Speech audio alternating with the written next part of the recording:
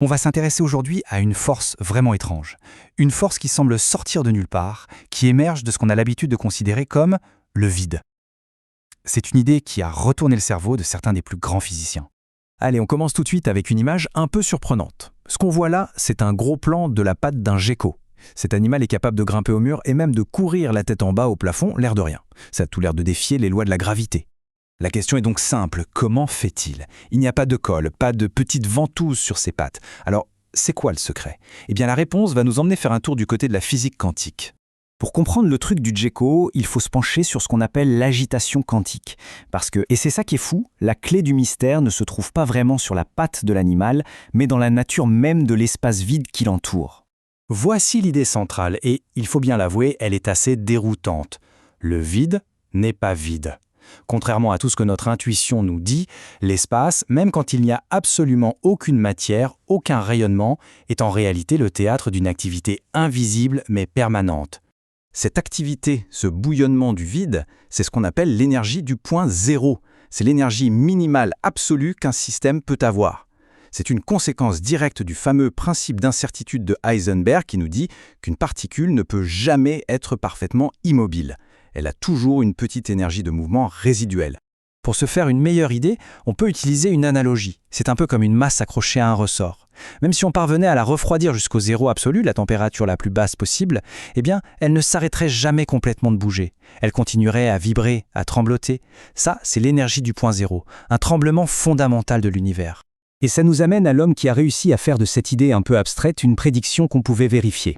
Il s'agit d'Hendrik Casimir. Il a eu une intuition de génie sur la façon dont cette énergie du vide pouvait créer une force bien réelle, mesurable, une sorte de pression qui viendrait du néant. Il faut savoir que l'idée de Casimir n'est pas sortie de nulle part. Elle s'inscrit dans toute une histoire de découverte, en partant des forces de Van der Waals, puis de leur explication quantique. En 1948, Casimir travaillait à affiner ses théories quand, suite à une conversation, il a eu une véritable révélation.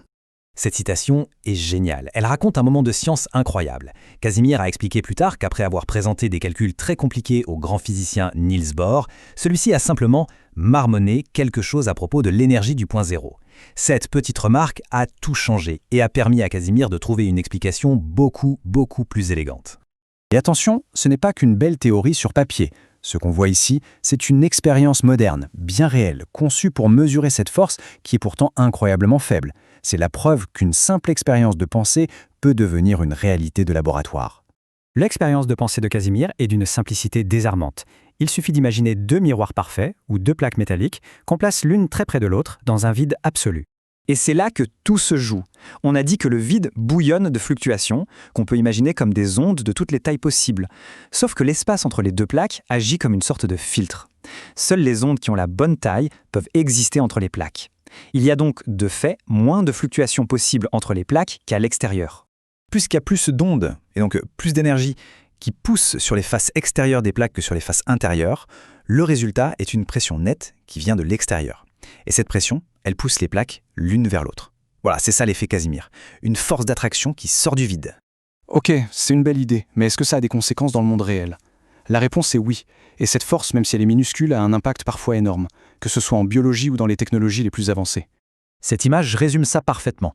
D'un côté, on a la nature, avec les structures microscopiques de la patte du gecko qui se servent de cette force, et de l'autre, on a notre propre technologie, les MEMS, ces machines minuscules, où cette même force peut devenir un vrai problème en faisant se coller les pièces entre elles.